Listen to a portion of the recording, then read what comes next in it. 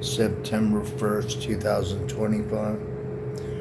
Wrote a paper on the rock and roll religion. Let's hear it. The gospel of noise. Rock and roll is religion. Rock and roll from its inception has transcended mere musical genres into becoming a cultural phenomenon with the hallmark of a secular religion.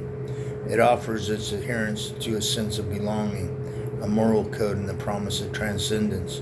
This paper explores the core values of the religion of rock and roll, the demanding lifestyle it prescribes, and the harsh realities that lie beneath the gilded facade of rock stardom, ultimately examining where its prophets are leading the faithful and what awaits them in rock and roll heaven. The core values and liturgy.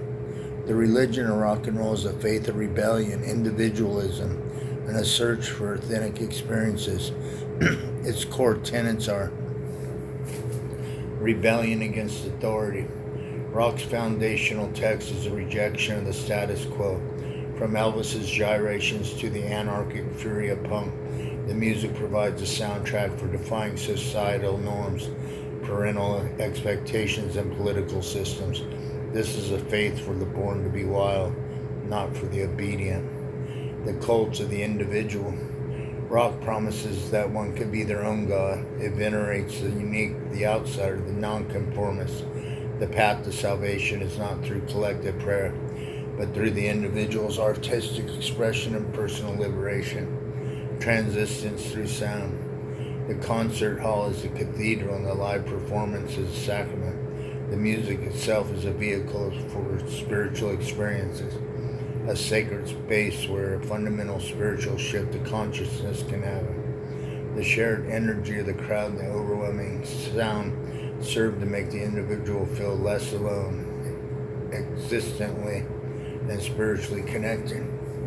The pursuit of the primal. Rock often taps into the raw, instinctual parts of human nature. It celebrates the freedom from restraint and lust of the flesh, the lust of the eyes, and the pride of life. This is not a faith of self-denial, but of indulgence, direct challenge to more traditional, puritanical belief system. For the true believer, adherence to these values promise a life of freedom, authenticity, and exhilaration, a life lived outside the deadened fray of the mundane. The reward for a true rock and roller is not a quiet eternity, but a blaze of glory. The reality of a rock star's life. The ideal image of the rock star, a life of perpetual parties, adoring fans, and boundless freedom is a carefully constructed myth. The truth is a far more complex and often tragic. The demands of the road, a touring rock band operates as a small, highly mobile business.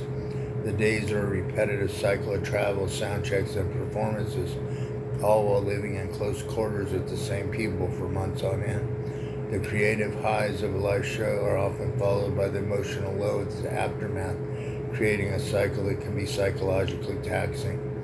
The dark side of the lust of the flesh.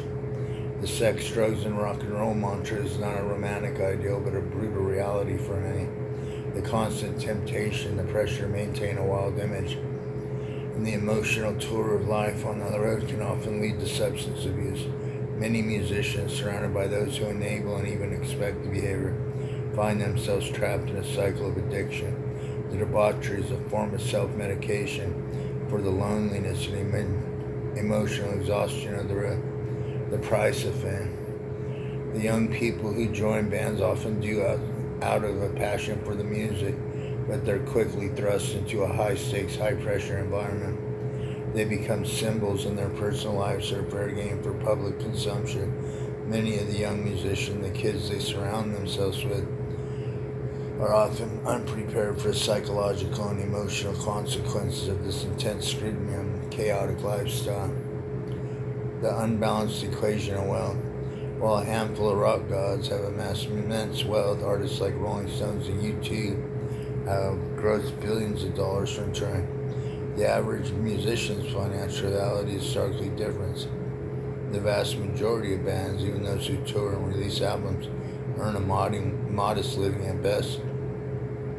The money that concertgoers spend on tickets and merchandise often flows to a vast network of promoters, venue owners, and corporate entities. The average concertgoer, meanwhile, holds a diverse range of income levels, but their financial status not remotely comparable to the top-tier rock stars who represent the myth of universal wealth. Who controls the industry and where is it going?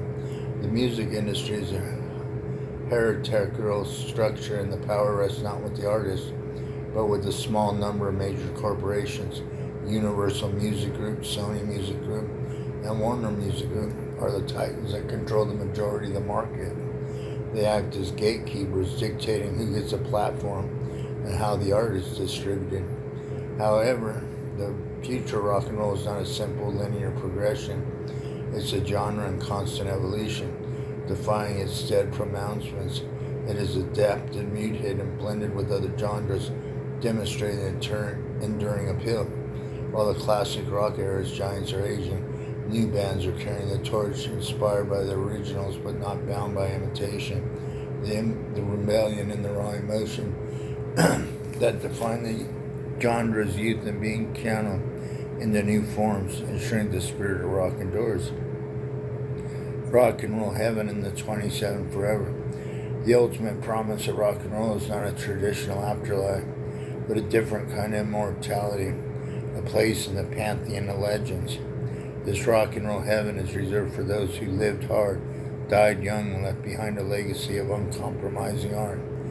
The most notorious manifestation of this is the 27 Club, a morbid mythical fraternity of musicians like Jimi Hendrix, Janis Joplin, Jim Morrison, and Kurt Cobain, who all died at the age of 27. The rock gods are leading the youth to a place where passion becomes prudence, and a short, brilliant life is more celebrated than a long, safe one. The promise of 27 forever is not a salvation, but a sacrifice. It is a testament to the belief that it has to be true.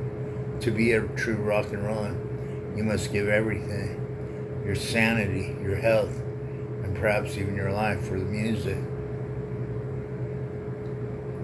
It's a high price to pay for a place in the pantheon, and a dangerous message for a generation of youth to internalize. The true rock and roll heaven then is not a place of peace, but an eternity of being mythologized, forever frozen in the amber, a tragic genius.